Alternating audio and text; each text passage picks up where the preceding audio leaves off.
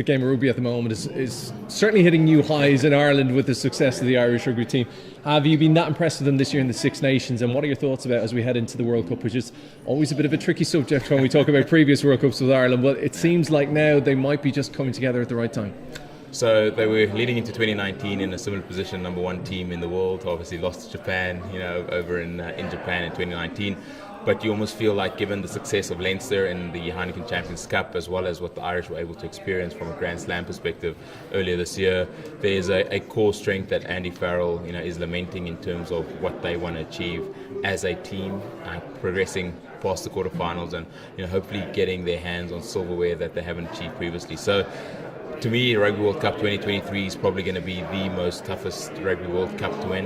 You have 3 of the top 5 teams currently in the world not progressing through to a semi-final, which is pretty daunting. You have New Zealand and France playing against each other. You have South Africa, Ireland playing against each other in the pool stage.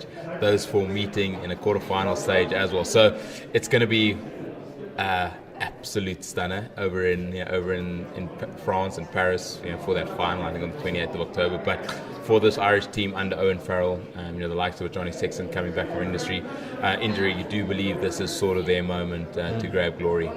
And listen, just have to ask about your own then as well. I think Sia Khaleesi is a major doubt now at this stage. And also as well, who else do you think, the All Blacks we see a resurgence from them, Australia, France obviously looking quite good too? Yeah, again, for me, this is probably going to be the toughest Rugby World Cup to win. If you look at the pool games, if you look at who you have to actually progress past, both New Zealand and South Africa potentially coming in as underdogs in comparison to France and Ireland. For me, South Africa, very much like 2019, coming in under the radar. Yes, there's maybe 1 or 2 injury doubts hanging over 1 or 2 players.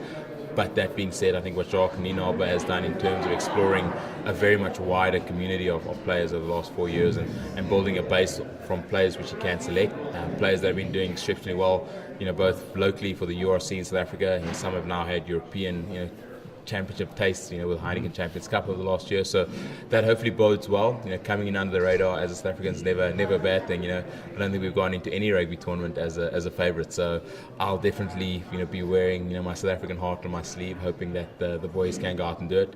It's going to be tough, no matter what what they have to go through, because Ireland and France definitely leading the way globally at the moment.